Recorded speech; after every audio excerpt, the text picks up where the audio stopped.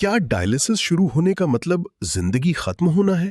Dialysis 2 किस्म के होते हैं, एक अक्यूट डायलिसिस और एक क्रॉनिक डायलिसिस। अक्यूट डायलिसिस कोई भी मरीज़ जिसको अक्यूट किडनी प्रॉब्लम हो, जैसे इन्फेक्शन की वजह से, प्रेगनेंसी की वजह से या कोई और स्टोन की वजह से अगर आपका किडनी एकदम शट डाउन हो गया है। अगर किसी भी वजह से आपका किडनी प्रॉब्लम अक्यूटली या सडन हुआ है तो उसमें डायलिसिस हमें रोज़ाना भी करने पड़ सकते हैं और कुछ अरसे मुसलसल भी करने पड़ सकते हैं। लेकिन देखा गया है कि अक्यूट प्रॉब्लम की वजह से किडनी शट डाउन हुआ है तो वो 3 टू 6 वीक में रिकवर हो जाता है, उसके बाद डायलिसिस की ज़रूरत नहीं पड़ती।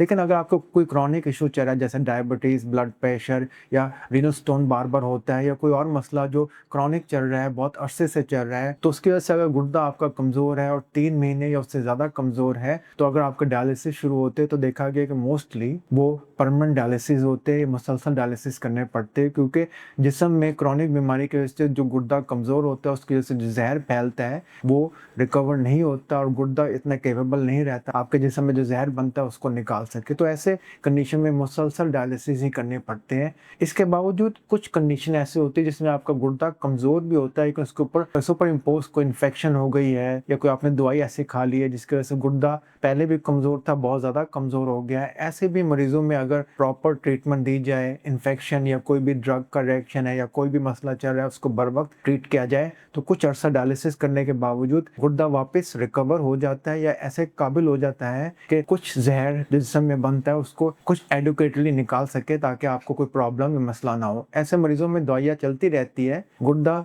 सेहतयाब नहीं होता, बेहतर हो जाता है, लेकिन डायलिसिस से बचत हो जाती है। तो 3 किस्म की कंडीशन हो सकती है। अक्यूट कंडीशन में डायलिसिस अगर दिन रोज़ाना भी करने पड़े, मुसलसल भी करना पड़े तो ऐसे मरीज़ों में गुर्दा वापस भी आ जाता है।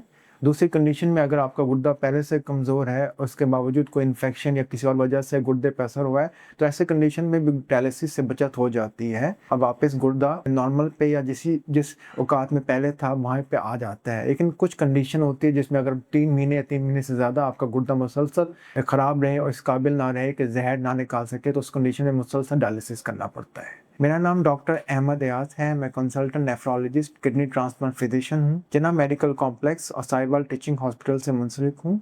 अपॉइंटमेंट के लिए नीचे दिए हुए नंबर से रब्ता कर सकते हैं। शुक्रिया।